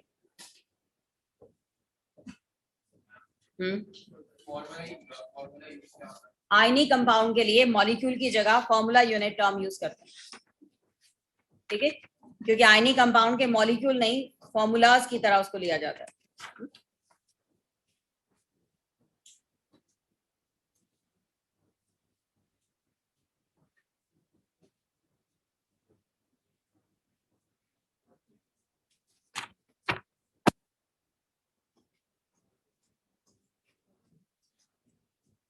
यहाँ तक आ गया समझ में? बहुत सिंपल सिंपल से एग्जाम्पल लेके हमने किया है, एक के इतने एटम तो दूसरे के कितने एटम यूज होंगे, ठीक है। जैसे कि हाँ, ये हो गया सबको क्लियर है? सो अगर हमारे पास, सुनिए जरा ध्यान से, if we have 4 moles of oxygen atom can produce how many moles of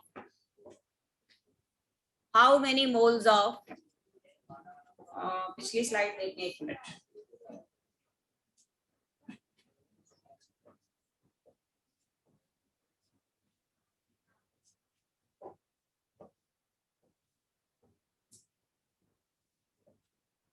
हाँ लिखे।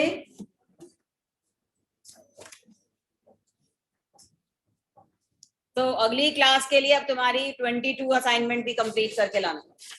तुम्हें 23 एंड 22 करें, बुकलेट के क्वेश्चन बाद में कर लेना, क्योंकि आज जितने भी लिमिटिंग रिएजेंट के क्वेश्चंस करवाए वो इसमें मिलेंगे तुम्हें। आज जो दोनों मिली है, नेक्स्ट क्लास में दोनों करके लाना, एक सब्जेक्टिव है एक ऑब्जेक्टिव है। हाँ आदि कर लिया? बुक के क्वेश्चन जो कर सकते हैं ठीक है, पर उसको मैं फ्राइडे की क्लास में देखूं। फ्राइडे, हाँ ओके प्लीज। हाँ 4 मोल ऑक्सीजन, तुम लोग है ना 2-2 मिनट बाद ये जो बातें शुरू कर देते हो ना। 4 मोल oxygen atom can produce how many moles of phosphoric acid? 1 second में आंसर देना चाहिए था तुम्हें। 1 मोल, क्योंकि H3PO4 में 4 ऑक्सीजन, 1 H3PO4 में नहीं। फॉर्मूले को देखते ही पता चल रहा है H3PO4 के एक फॉर्मूले के लिए 4 ऑक्सीजन चाहिए। इसका मतलब अगर ये 4 मोल है तो ये कितने मोल बनेगा? 1 मोल। अगर ये 2 मोल ऑक्सीजन ली होती तो हाफ मोल बन जाता। समझ में आ गया? अब सुनिए ध्यान से, अगला जो पार्ट है हमारा, तुम्हें परसेंटेज यील्ड समझ में आ गई, लिमिटिंग रिएजेंट आ गया, ठीक है, और ये नंबर ऑफ एटम कंपेयर करना भी। अगला पार्ट सुनिए ध्यान से। तुम पीछे जाके फिर बातें शुरू कर दी क्या तुमने? इधर आ जाओ, तुम दूसरी तरफ चेंज करो, वहां बैठो सामने, मुझे नजर आओ। पुष्कर बातें कम किया करो। हाँ जी इधर। हमने लिया, सुनिए ध्यान से, NaCl sample, rock salt sample लिया, and we have taken 10 gram sample. We have taken 10 gram NaCl, और उस सैंपल में हमने सिल्वर नाइट्रेट डाला एक्सेस में। इसका मतलब लिमिटिंग रिएजेंट कौन है? NaCl। रिएक्शन किया, प्रेसिपिटेट ऑफ AgCl मिला, और ये मिला हमें 14.3 ग्राम।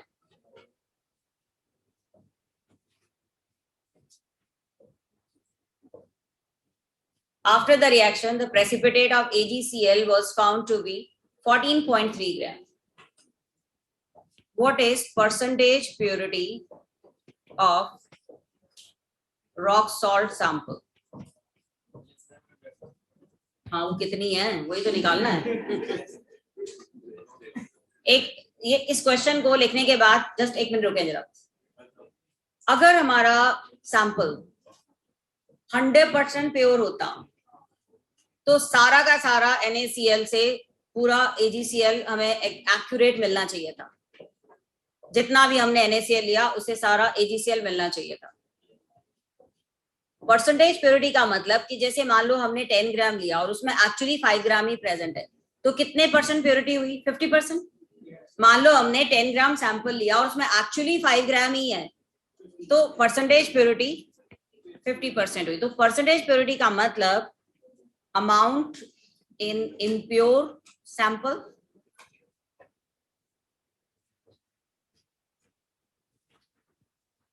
उल्टा लिख दिया हमने, amount of pure sample bye amount of impure. Impure तो ज्यादा लिया है नहीं, हमने 10 ग्राम लिया, अगर उसमें 50% प्योर था तो प्योर कंपाउंड हमारे पास सिर्फ कितना मिला? 5 मिला ना। तो अगर हमारे सैंपल में प्योर कंपाउंड कम है, इम्प्योर ज्यादा है, तो उसकी परसेंटेज प्योरिटी हम ऐसे निकालेंगे, ऐसे निकालेंगे ना। जैसे अगर तुम्हें पता है गोल्ड जो है 100% प्योर गोल्ड 24 कैरेट का होता है ना, 24 कैरेट होता है। अगर हमारे पास 22 कैरेट गोल्ड है तो उसकी परसेंटेज प्योरिटी क्या है? एक second 24 carat gold is 100% pure gold. अगर हमारी जो भी कोई गोल्ड ऑर्नामेंट है अगर वो 22 कैरेट गोल्ड से बना है तो उसमें परसेंटेज प्योरिटी क्या हुई? 80%, क्योंकि हम क्या कहेंगे 24 कैरेट इज 100। 24 कैरेट जो है 100% प्योर है, मतलब 24 कैरेट में अगर 100 ग्राम है तो 22 कैरेट में कितना हुआ?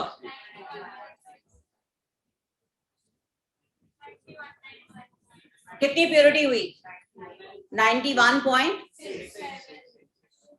जो भी थी। तो परसेंटेज प्योरिटी निकालने के लिए हमने क्या किया, जो इम्प्योर था 22 कैरेट डिवाइडेड बाय प्योर था 24 कैरेट इनटू 100, ये क्या आ गई उसकी परसेंटेज प्योरिटी। पहले बताओ यहां तक समझ में आया ऑनलाइन स्टूडेंट? अब जरा इस क्वेश्चन पे आते हैं हम, जो क्वेश्चन मैंने लिखवाया था। अगर ये रिएक्शन कंप्लीट होती, अगर ये 1 मोल होता तो ये कितना मिलता? Stop writing and listen carefully. अगर NaCl 1 मोल लिया होता तो AgCl भी 1 मोल ही मिलता। 1 मोल NaCl का मास कितना होगा? 58.5 ग्राम, जिसका फॉर्मूला मास है। और 1 मोल AgCl का मास, इसका फॉर्मूला मास होता है 143.5 ग्राम। मैं बता देती हूँ। तो अगर ये NaCl 1 मोल लिया होता तो हमें AgCl कितना मिलता? 1 mole, that is 143.5 gram. So we can say, ये तो लिख लिया ना। सो हम ये कह सकते थे कि 143.5 ग्राम AgCl फ्रॉम 58.5 ग्राम NaCl। हमें अभी ये जानना है कि 10 ग्राम में कितना प्योर NaCl है, तो ये हमें फाइंड करना है और ये गिवन है। तो हमने AgCl का 1 मोल मतलब 143.5 ग्राम अगर मिलता तो NaCl कितने ग्राम होता? 58.5 gram. And we are getting how much? 14.3 gram AgCl हमें मिला। तो ये कितने ग्राम NaCl से मिला होगा? 5.85। यहां तक तो कोई प्रॉब्लम नहीं? हाँ बताइए जरा।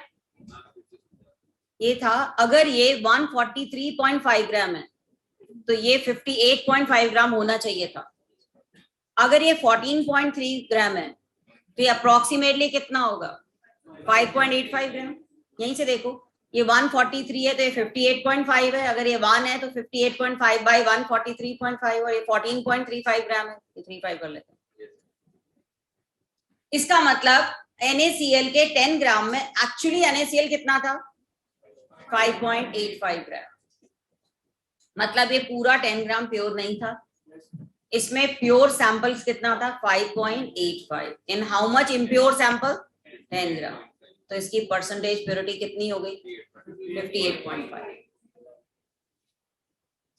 Is purity.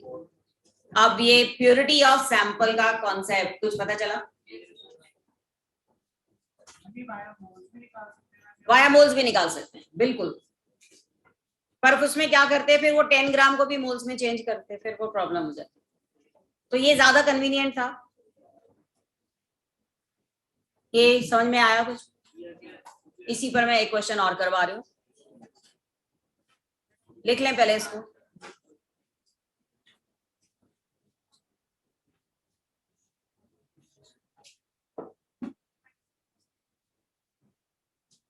एक बार और। हाँ नोट कर लिया सबने? कर लें। इसको ना परसेंटेज यील्ड की तरह ही है ये, कि हमारे पास जो कंपाउंड कम मिल रहा है, एक्सपेक्टेड से कम मिल रहा है, उसका रीजन ये भी हो सकता है one of the sample will be impure. हाँ एक बार लिख लिया? सुनो अब जरा ध्यान से। हमें AgCl मिला 14.3 ग्राम। अगर AgCl 1 मोल होता, मतलब 143.5 ग्राम होता, तो NaCl रिक्वायर्ड वाज 58.5।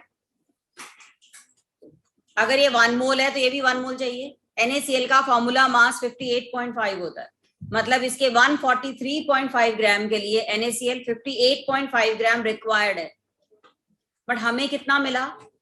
14.35 ग्राम। तो ये 14.35 ग्राम कितने ग्राम NaCl से मिला होगा?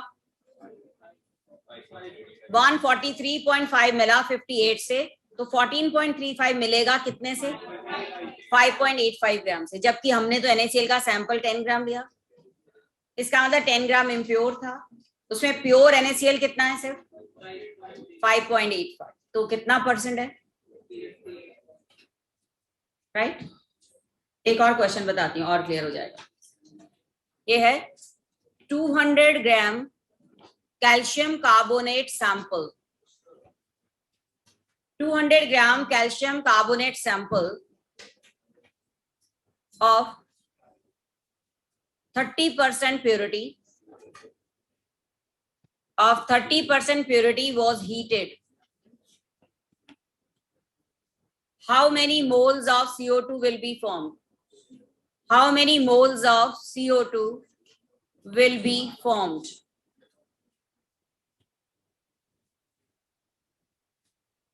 क्वेश्चन तो लिखो।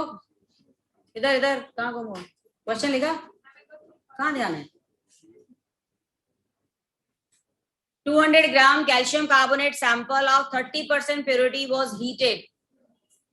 How many moles of CO2 will be formed on heating? इतना तुम्हें पता है, कैल्शियम कार्बोनेट हीटिंग पर ये रिएक्शन देता है। एक क्वेश्चन बता देती हूं मैं। क्या 200 ग्राम कैल्शियम कार्बोनेट सारा ही CO2 के लिए रिस्पॉन्सिबल है? इसमें 200 ग्राम में कैल्शियम कार्बोनेट पूरा है ही नहीं। कितना परसेंट है? किसी भी चीज की परसेंटेज निकालने के लिए हम क्या करते हैं? उसको 30/100 करेंगे ना, जो भी परसेंटेज दी हुई है उसे मल्टीप्लाई कर देंगे। 200 ग्राम कैल्शियम कार्बोनेट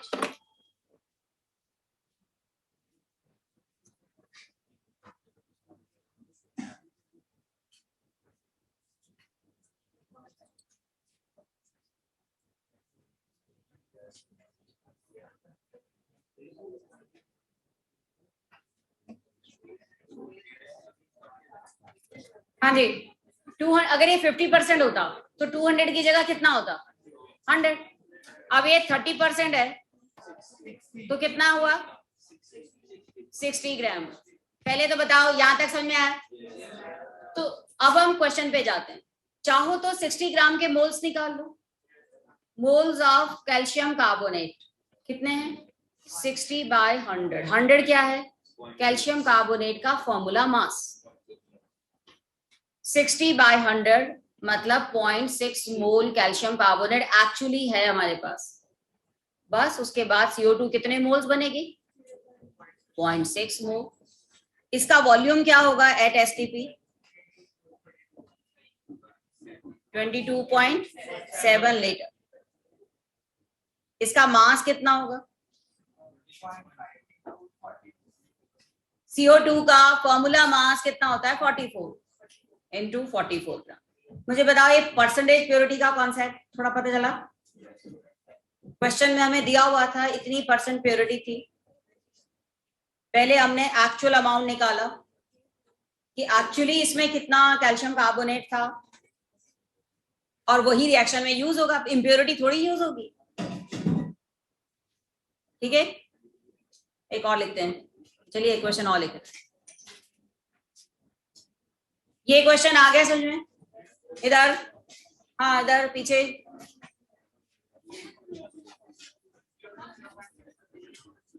ये अगर 1 मोल है तो ये भी 1 मोल है। अगर ये 0.6 मोल है तो ये भी कितने मोल्स बनी होगी? अगर 0.6 मोल बनी है तो इसका मास कितना होगा? Moles multiply by molecular mass. इसका वॉल्यूम कितना होगा? Moles multiply by 22.4। हो गया? अगला क्वेश्चन लिखिए प्लीज। क्वेश्चन है 80 ग्राम NaOH 80 gram NaOH react with 100 gram H2SO4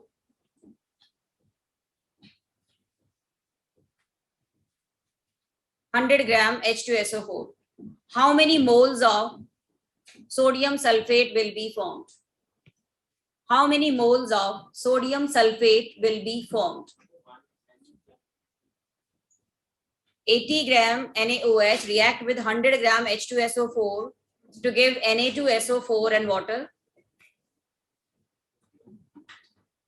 How many moles of Na2SO4 will be formed? यहां पर सल्फ्यूरिक एसिड, सुन लो पूरा क्वेश्चन, इसमें सल्फ्यूरिक एसिड की प्योरिटी है 50% purity. Sulphuric acid of 50% purity. तुम्हें तो मोल्स चाहिए प्योर के, है ना। 100 ग्राम लिया है पर है कितना उसमें 50% का मतलब 50 ग्राम। ये 50 ग्राम है, ये तुमने 80 ग्राम लिया है। मोल्स निकालो इनके। मोल्स टेकन NaOH का फॉर्मूला मास होता है 40। धीरे धीरे याद होने लग जाएगा ये है 2 मोल। H2SO4 के मोल्स कितने हैं? 98 होता है इसका मास। तो ऑलमोस्ट हाफ है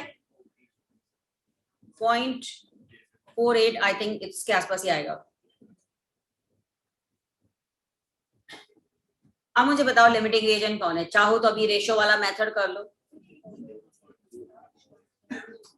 कौन है लिमिटिंग रिएजेंट? H2SO4 नहीं, H2SO4 is the limiting reagent.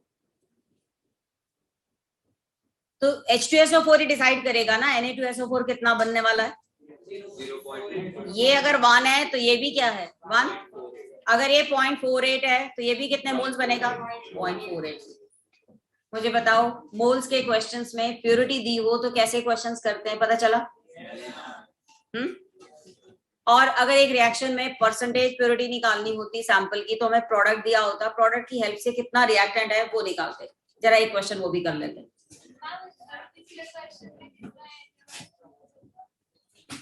हाँ बिल्कुल कर सकते हैं। कितना यूज होगा देखो जरा। Moles of NaOH by 2 will be moles of sulfuric acid by 1। अभी जो मेथड बताएं मोल्स ऑफ NaOH 0.48 का डबल।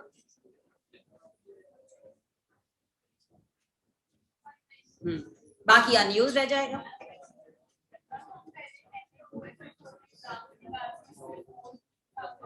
हाँ कर सकते हैं, पर ये मुझे लगता है ये इस तरह से करना बड़ा इजी है मेथड, ज्यादा कंफ्यूजन नहीं होता। अगला क्वेश्चन लिखिए। सैंपल ऑफ 50 ग्राम ले लेते हैं। 50 ग्राम calcium carbonate sample on heating give 50 gram sample of calcium carbonate on heating give 0.25 moles CO2. On heating gives 0.25 moles of CO2. What is percentage purity of calcium carbonate? What is percentage purity of calcium carbonate?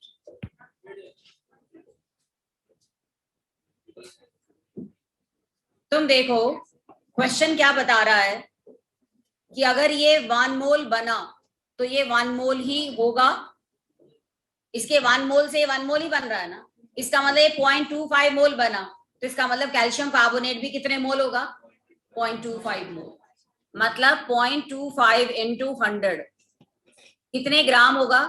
पहले तो बताइए ये समझ में आया या नहीं। Product 1 mole CO2 अगर मिलता है तो रिएक्टेंट भी 1 मोल ही होगा। अगर प्रोडक्ट 0.25 मोल मिला तो साथ रिएक्टेंट कैल्शियम कार्बोनेट भी 0.25 मोल ही होगा, और 0.25 मोल कैल्शियम कार्बोनेट का मास कितना होगा, इनटू 100 कर दो। तो हमारे पास 25 ग्राम कैल्शियम कार्बोनेट था, लिया कितना था सैंपल, 50 ग्राम। तो परसेंटेज प्योरिटी 50% हो गई ना।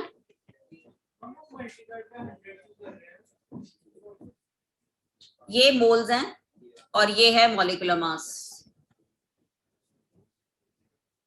तुम्हें मास चाहिए ना, तुम्हारे पास 50 ग्राम दिया हुआ है, 50 ग्राम इज इम्प्योर, प्योर का मास निकालना था।